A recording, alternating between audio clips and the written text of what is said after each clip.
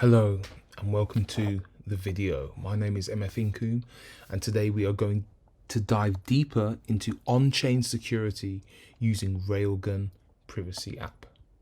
I've already done a few videos on Rail already and would recommend you go and watch those first. The video presumes you know how Rail works in principle, but want to dive a little bit deeper into how you can secure your privacy on chain.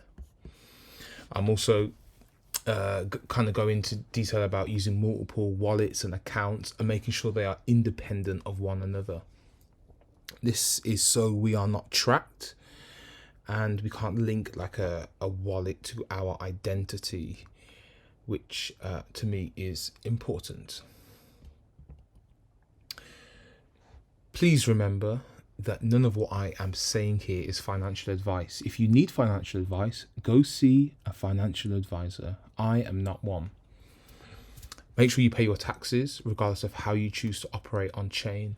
This isn't a method for tax avoidance. However, it is more of a method for privacy. That is important. And underneath I wrote that I am exercising my right to privacy and experimenting with that concept on chain, which is, I guess this is an experiment for me and just to see how it goes. I kind of delved a bit deeper thinking about this, like our right to privacy and what it actually says, and everyone has the right to respect for his private and family life, his home and his correspondence. I guess the correspondence, like who you're interacting with, who you make transactions with, is probably the correspondence part. The bit here underneath, there should be no interference by a public authority with the exercise of this right, except such as in accordance with the law and is necessary in a democratic society in the interest of national security, public safety, or the economic well-being of the country, things like that. So if you are threatening national security, basically, that's when you do not have a right to privacy anymore. And this, I guess, is the Human Rights Act. I got this from what I thought was a UK website, but maybe there are similar laws in your country as well. Maybe your country doesn't have any human rights. I am unsure. So why I bring this up and just delved a little bit deeper, because Tornado Cash, where they basically were able to do a similar thing as Rail, what they're doing, able to like send and receive funds anonymously. Well, the developer is now in prison because the authorities said it facilitates money laundering, and I believe it was OFAC that kind of legislated this, or they were the ones that were pushing for it. I did a little bit of research, and Office of Foreign Assets Control, OFAC, is a financial intelligence and enforcement agency of the US Treasury Department. It administers and enforces economic and trade sanctions in support of US national security and foreign policy objectives. So I guess with these sanctions on Russia, it was probably OFAC that would have put it on them because it was, I guess, a national security risk. And I guess the same thing with Tornado. They thought it was threatening national security, and that's why the developer is now in prison. However, whether it actually threatens national security is up to your own opinion. Let's go to the next slide. So my experiment does not take into consideration IP tracking, RPC tracking, other cookies you leave around the internet. That is beyond the scope of this video. You probably could do some more research into VPNs, running your own node, IPFS, changing wallets or browsers to reduce this risk. So I'm more focused on using and methods on chain when you interact in order to stop your tracking. However, yeah, there are other methods that need to be implemented as well. That's for you to do. So here is a bit of a timeline between like the accounts that you get. Starting on the left, you're going to have a bank account probably first. in your life. And obviously that's tied to your identity, and all these things up here will be tied to your identity. You then may get a phone or a computer, which if you're signing in and things, you're going to have your identity linked. And then with your phone or your computer, you might sign up for a Coinbase account or any of these other exchanges or on-ramps. They may ask you for your identity. They may not if you're doing smaller transactions. But I guess just by using that app with your bank account and then sending it to your wallet, if someone really wanted to, like a government agency, some kind of authority, could demand that they release the information of your details for some reason.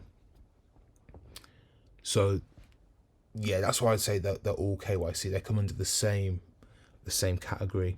You then got a hot wallet. So if you were to send some funds from Coinbase onto that wallet, well, because Coinbase is KYC'd, you've now kind of identified your wallet as basically being owned by you, or maybe certainly related to you, in some way linked to you. Maybe it's your friend or something. But if people wanted to, they could kind of draw a map of all the wallets you interact with and figure out who it likely is. So this is why it's KYC'd. And then same with your ledger. If you were to, buy some Bitcoin off Coinbase and then send it to your ledger, well, your ledger address is now is now known technically. And then I put Lens with a question mark because Lens is like a new protocol, Web3 social kind of like application. Could be the future, but like things that we do now may affect like how we're seen online. And I guess I got thinking about like do we just have one account in life? And maybe I mean like one personality. Do we act the same around everyone all the time? Do we not aren't we like multifaceted, many different dimensions to our personality? And maybe we want different like wallets to represent different aspects of ourselves.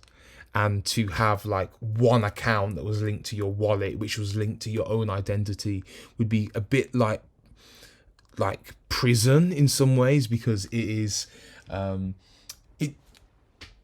it's tracking like everything you've ever done ever on any chain and everything, and you can't like run away from that. So maybe that's why I like the idea of having multiple personalities or multiple wallets to represent different aspects of myself.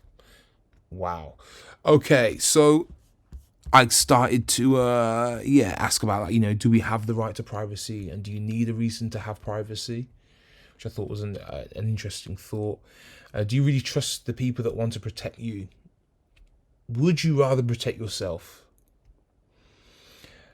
I also asked myself if I'm paranoid or a conspiracy theorist.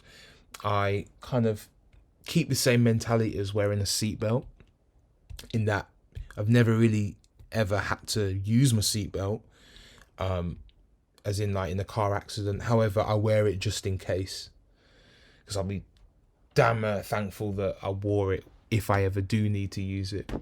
And maybe it's the same here. Like, I do want my privacy, and I should choose what and when the information I disclose is disclosed. So yeah, so here I've got some like legislation down here that could be passed. Maybe some undercover agency trying to track you, or maybe even like government agencies trying to track you, or coming down from presidential orders or whatever, if they wanted to. So it would take work to track you down. However, it could be done. So there's always that risk. You're never going to be 100% anonymous. You are going to leave breadcrumbs everywhere. So this is like our ecosystem, how I kind of think about the world. On the left, you've got this public, open, KYC'd dystopian nightmare.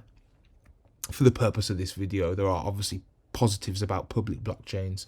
However, you've got it here represented with like the car on fire. My son wanted to add a dinosaur, and I think he did a good job there.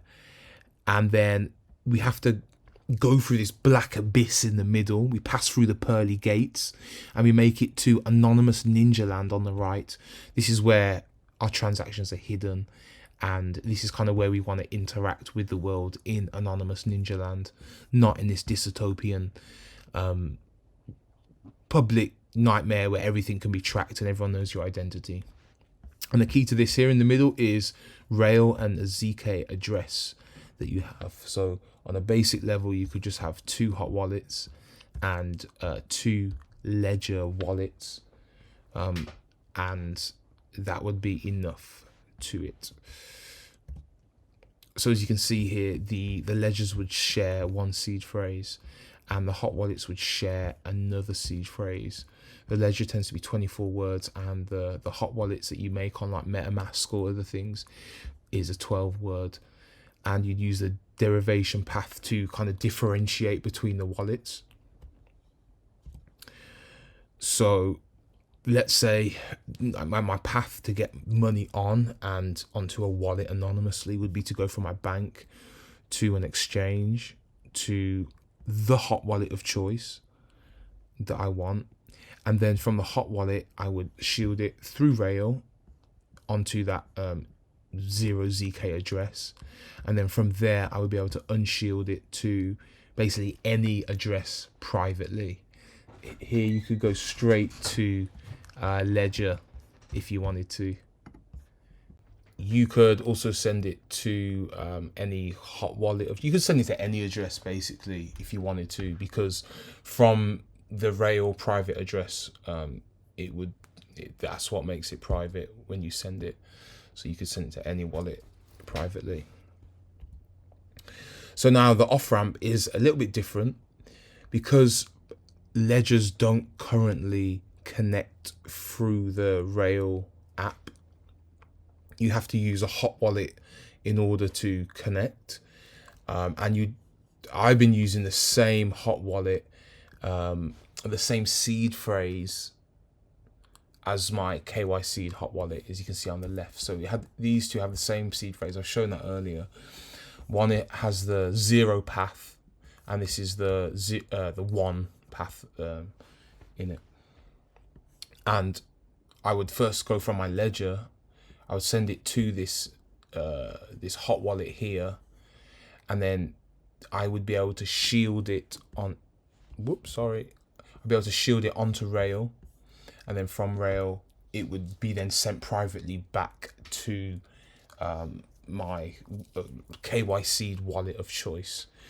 So you got to think of like this hot wallet here as a companion wallet to the ledger that you have. So every ledger account needs a companion wallet. And let's say I had multiple ledger accounts. Like this was the 0 path, this was 1 path, and I had like the second, another one here with a different address. I could use the same wallet here, but that would link both accounts, all the accounts together on this side. So to keep them separately, I could have another ledger account with its own companion wallet to then like off ramp through rail onto this side. Simple private wallet workflow setup. So this is where you would have 1 seed phrase over here for your hot wallets, and then 1 seed on the right hand side for your ledgers, and then the 0 path which is like the default wallet. The first one would be your KY seed hot wallet, and then the one the 1 path would be the anon hot wallet, and these would interact through rail only, through shielding and unshielding. The hot wallet is able to interact with your KY seed ledger account, which would also be of the 0 derivation path, and this would share a seed phrase with another ledger account, which would have the 1 derivation path, and that would be your anon. And these 2 accounts here would never interact with each other, because once they do, they would link each other. In order to like get funds here, you would have to first go to your anon hot wallet, then you'd unshield or shield it to rail, then unshield it to any wallet you wanted to. that is the connection between the wallets.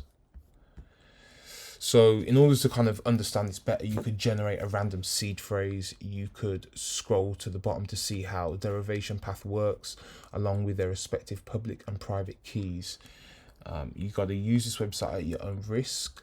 I have used it and I do really like it. It's very useful. I have used it for keys that I own as well. Actually, I haven't just like tested and generated like pretend ones.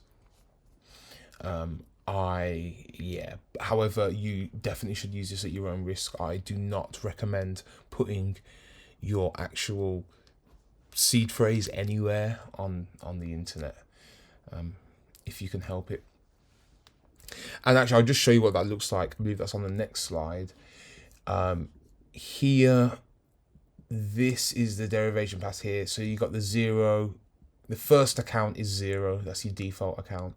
Then the second account actually has 1, and then they go 2, 3, 4, all the way up. And I believe they go to infinity or a very high number, so you don't have to ever worry about running out. And it shows you each one has it's an address here, and then with that the public key and private key. So that's one seed phrase, let's say 112 words that you make, can generate all these addresses with the corresponding derivation path, and then it would have all these private keys. Is, you know, how you would import a wallet into an extension of your choice, like the MetaMask or Frame or something like that. Let's go back. So easily connect multiple wallets from the same seed phrase. It also connects with Ledger. This is frame.sh. You'll have to download the extension for the browser and also the actual like desktop application as well for it to work properly. This is good and allows you to kind of easily see and manage all the multiple like wallets, addresses that you have on the same seed phrase. And then the last kind of website I use for this is the Railway app, which is like they have a desktop application, they have a web app, and they have a app on the App Store as well, where you can this is what the whole thing is based around, is Rail, isn't it? So this is what you're going to need to connect your hot wallet and get the ZK address. That's what I just showed you. So if I was to turn the clocks back, I imagine I just bought crypto and I'd settle with an exchange, and so before I would even like send funds to my own wallet, which I definitely would do, I would first set up a wallet. In the first path, that would be the KYC wallet. I would then buy a ledger, and the first path there would be the KYC wallet here. And I could easily send funds from Coinbase onto any of these wallets, and that's fine. I would then create multiple other wallets. So for the hot wallets, and then for the private wallets here with the different paths, so they would all have different addresses. And you could then like sort each wallet for a purpose. Maybe it's by chain, maybe you want to sort it by protocol, or you could sort it by purpose, like having a vault where you keep everything and never touch it, or something like this. That way, that would reduce risk because you have different addresses controlling different aspects. So you don't have all your funds on one account, you have it on multiple. It is, however, being secured by the same seed phrase. So if anyone was ever to get a hold of that seed phrase, they'd be able to access like all the accounts here. So that's something to think about. But that would be like a simple way of how I would think about maybe doing it, turning the clocks back. Maybe moving forward, I will use different derivation paths with their own companion wallet, and maybe pick to go into this protocol or this chain with it. I think having one address that is the vault is probably also a good idea, but I'm not giving financial advice today or ever. And with that, I'm going to say thank you for watching this video and making it this far. This is what me and my son played with earlier today with the dinosaur. So this is our finishing screen. Please leave any comments, questions down below, and thank you for watching. Subscribe and like, I guess, if you're into that. Thank you and stay safe.